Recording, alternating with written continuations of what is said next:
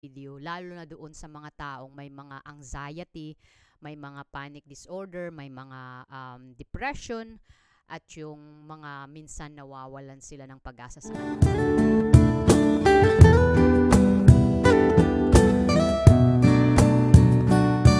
Hi guys, it's me Joanne. Welcome to my channel. So, ang ibabahagi ko sa inyo ngayon guys is yung mga nararamdaman ko, how I respond with it. Kasi I know yung mga taong nakakapanood ng aking mga video, lalo na doon sa mga taong may mga anxiety, may mga panic disorder, may mga depression, at yung mga minsan nawawalan sila ng pag-asa sa kanilang sarili, yung mga taong may mga insecurity, at yung mga taong madaling magalit, or something like yung mga nahihilo sila, hindi nila alam kung ano yung kanilang i-response or ano yung kanilang kumbaga papaano nila ma-reverse into positive way. So ito yung mga ginagawa ko. Kapag nararamdaman ko ang galit, kasi ako kasi mayroon akong temper. Hindi ko siya kumbaga hindi ko mapigilan yung temper ko. But since it's because nagkaroon ako ng anak, so kumbaga natutunan ko how to control my temper.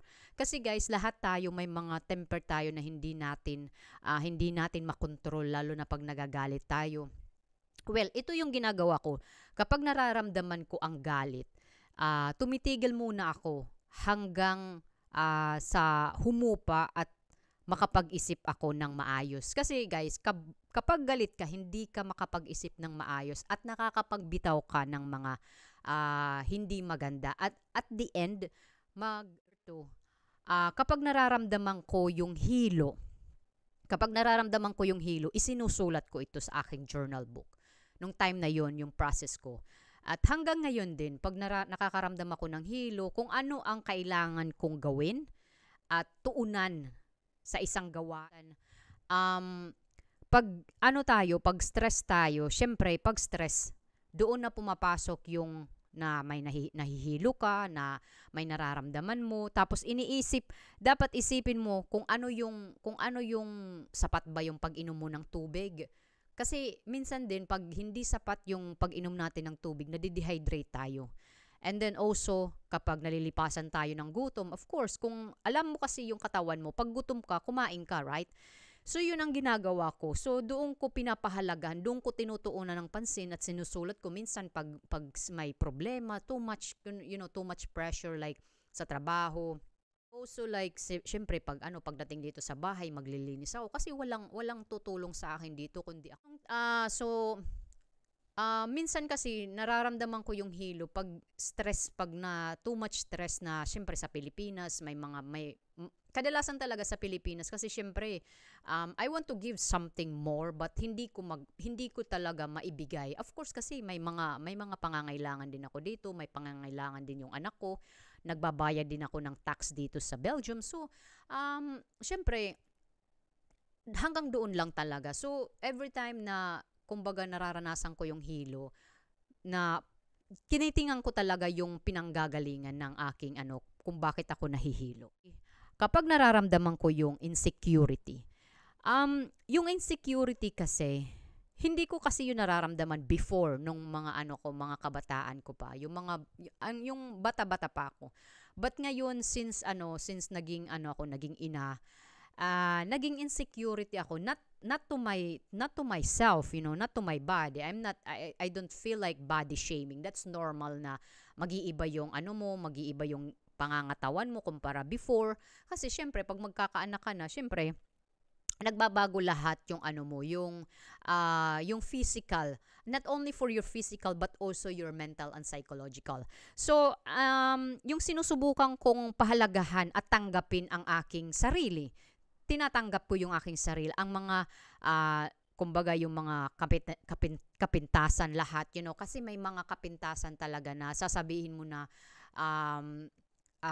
did I do enough? Something like that. As a first time mom, yun talaga ang na ano ko sa aking sarili. Kasi like what I said, 'di ba, pag first time mom ka, hindi mo alam kung ano yung dapat mong gawin. And sometimes hindi mo mahanap kung tama ba ito or hindi ba ito tama, tapos yung mga taong nakapaligid sa is pipintasan ka. Like kasi yung mother-in-law ko, syempre sila dito iba yung tradition nila dito pagpapalaki ng bata at iba din sa Pilipinas. Yung naano ko lang talaga, kumbaga na insecure ako sa akin sarili is I ask myself, did I do my job as a mom good or something like that? Kasi pinipintasan niya talaga ako, sinasabi niya na wag ganito, wag ganyan kasi hindi ito Pilipinas, something like that. But you know what, no matter what, hindi pa rin ako Belgian. I'm still a Filipino. Kung ano yung pinanggalingan ko, doon ko maiaano yung ano ko, yung tawag nito yung anak ko. But nung time na yun, guys, I put a boundary and then I said to myself, this is enough. And that's why I said that pinapahalagahan ko. I don't care yung kapintasan ng aking mother-in-law sa akin, sa pagpapalaki ko sa aking anak. And look at now, my son is a very nice child, and he really listened to me. And he's 8 years old, guys. He's 8 years old. If you compare with other 8 years old boy, the other children boys doesn't want to hold their hands anymore. But my son, when we walk going to school, he always want to hold my hand and he always listen to me. Until now, he still listen, and I hope they were gonna stay like that. Yes, and then mas higit kung binibigyan ng karangalan ng aking sarili, na I see myself, na I said, look at now, I'm very how can you call it, like I can say to myself na nagampanan ko ang pagiging isang ina, even though yung mother-in-law ko may kapintasan siya sa akin kasi sinasabi niya na wag ganito, wag ganyan, hindi siya pure Filipino. But I said to myself, I can do whatever I want. Kahit anong gawin natin sa mundong ito, I'm still the mother. You are only a grandmother. You can stay like that. You cannot compare your life unto my life. So something like that. So I know, nung time na yun, binigyan ko talaga ng kumbaga boundary yung aking sarili, of course. And the next is ang pagtanggi. Pag nararamdaman ko ito na, kasi naranasan ko kasi din na matanggihan or yung bang pinaasa ka. Nung time na yun, first time ko ditong magtrabaho sa Belgium kasi syempre first time ko. And that is the first time that I experienced how to work in house. But I don't have any idea what is the system, how to work here, like house, not the same in the Philippines. It is really different, but here it's really totally different. So nung time na yun, I would just pretend that I know the system because he said to me, of course natakot ako kasi the reaction. He said to me, do you know the system here in Belgium? And then I says yes. And because I pretend that I know, kasi sabi niya sa akin, if you didn't know what is the system here in Belgium, it's better I do it by myself. So nung time na yun, I just pretend that I know. And then, yung mas masakit kasi, sinabi niya sa akin na, can you come back? Can you come back in the other day, in the other week? Kasi this coming week, I have a vacation. Pupunta ako sa isang bakasyon. And then he write it down, and then ako naman, I was very expecting that he likes the way I clean, something like that. And then when I arrive at home, my agency called me and she said that wag ka nang pumunta doon kasi I don't know, kasi what, dito sa Belgium, guys, I don't know sa other part of Europe. Pero dito sa Belgium, that's what I notice ko talaga sila is hindi sila yung direct to the point kasi ayaw nila na masaktan ka yung feelings mo. But what they did is they really hurt my feelings kasi syempre pinaasa ka tapos hindi pala na kontento yung pagtawag nito, yung trabaho mo. Of course, kasi syempre if you say that to your workers na it's better I do it by myself, so it means that why you hire that woman then? So if you want to explain to your cleaning woman to your cleaning lady, you have to explain that, because as a foreigner, we don't know what's supposed to be we do, especially if it's my first time. That's my first time. And then yes, aaminin ko, masakit yung time na yun. Masakit sa pakiramdam kasi kumbaga para kang pinaasa ka talaga na may trabaho ka na okay, they like it. So, something like that. Pero kapag yung reject na naramdaman ko, hindi ko yun tinitingnan na kahinaan. Tiningnan ko yun as, they give me a motivation to do more. And I said to myself, kung magkaroon man ako ng other family, mas gusto kong maging straight to the point sila sa akin. Kasi syempre, ikaw, you feel that you are good enough, but for them it is not enough. So, how can you know na hindi enough yung trabaho mo? They have to say that, Kasi ako, I accept naman sa mga criticism, yung mga na criticize ako, I accept that kasi syempre papaano ko matututunan, 'di ba? Papaano ko malalaman? Of course, para sa akin kasi hindi yun kumbaga ikabababa ko ng aking ego. That they've been like direct to the point to me. Just you have to say it in front of me, not behind my back. Not in my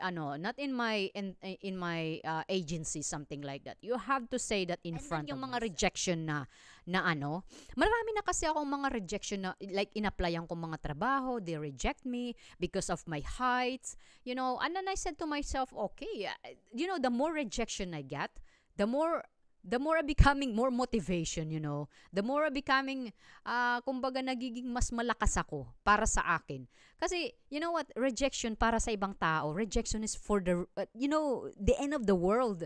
Kasi that's why, you know what guys, nung umpisa pa lang ng buhay ko dito sa mundong ito, I already encounter rejection since I was a child. So now, I'm already, grown up. Para sa akin, hindi ako nahirapan mag-adapt ng rejection. Kasi para sa akin, you know what, yes, bilog ang mundo guys. Bilog ang mundo. And hindi mo talaga ma-please ang ibang mga tao. So, you have to learn that. And yung rejection, hindi ibig sabihin to destroy you. Yung rejection, they give you more motivation para ipakita mo sa mga tao na you are deserved.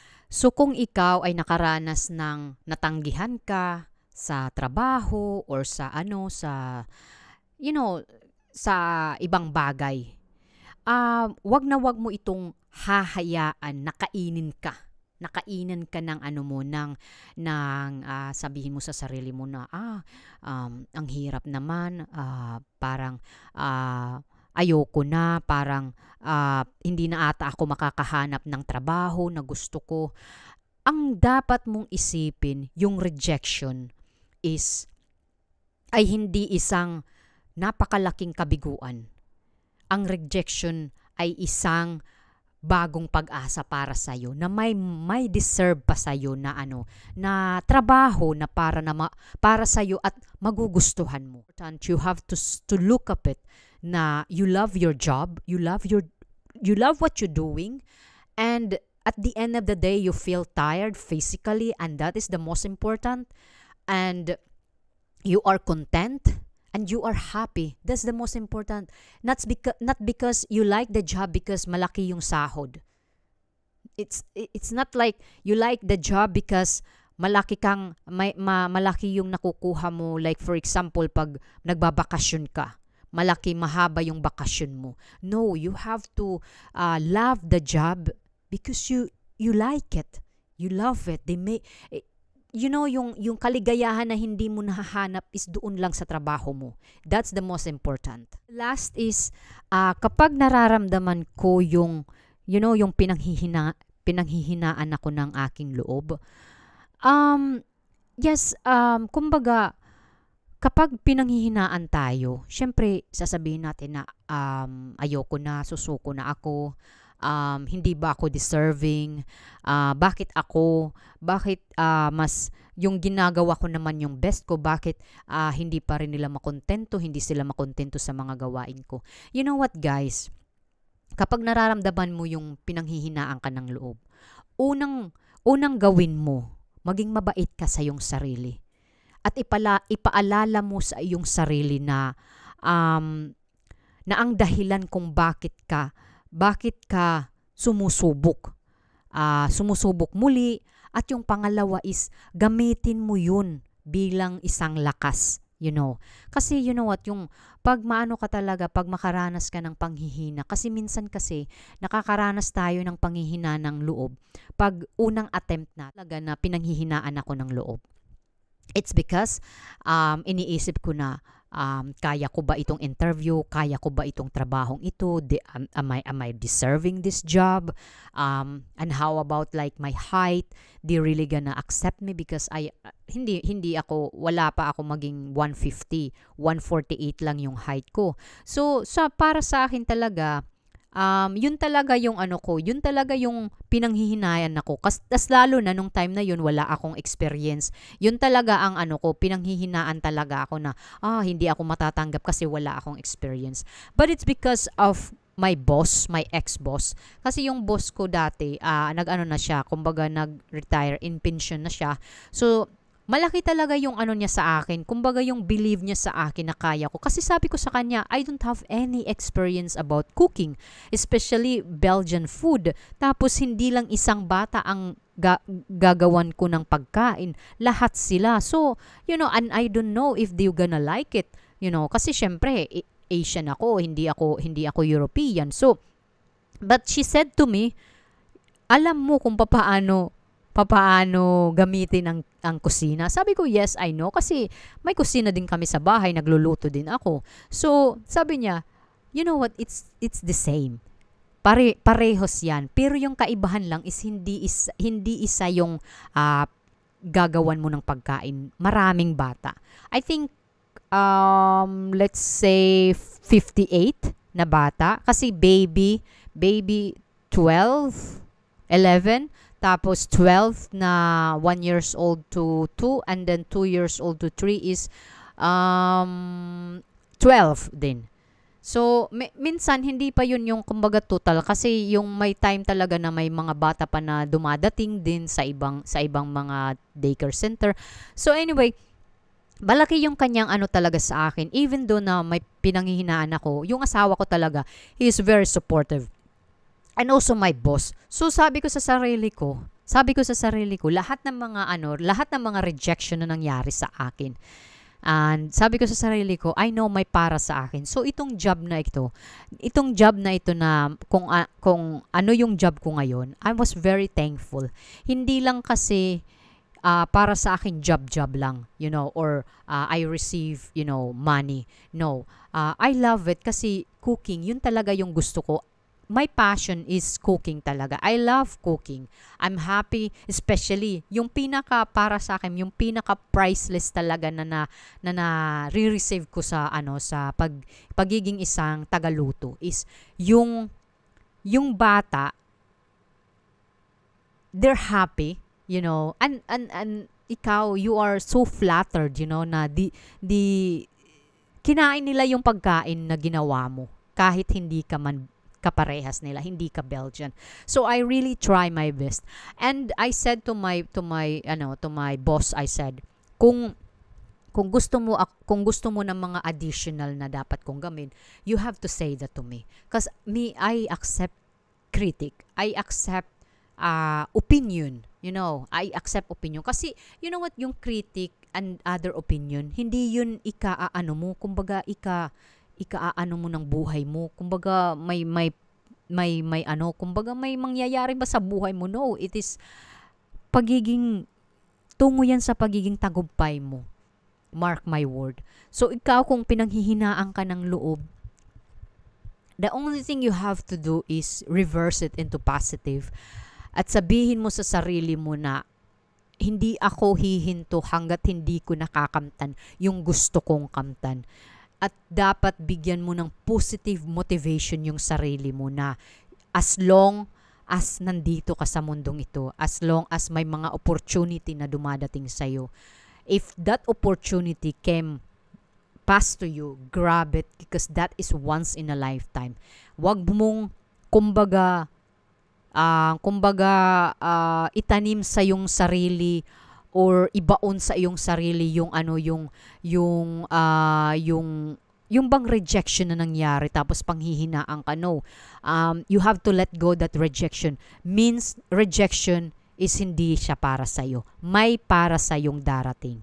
So you have to stick with yourself, love yourself, maging mabait ka, and never stop, just keep on moving and keep on trying until you will find yung gusto mo talaga na trabaho. So anyway guys, thank you so much at sana nagustuhan ninyo yung pag-share ko sa aking mga nararamdaman, yung aking pinanghihinaan ako ng loob, yung insecurity, yung rejection na nangyari sa akin, yung galit, and at yung hilo. So, sana sa mga taong makakapanood nito, sana may matutunan kayo. Thank you so much.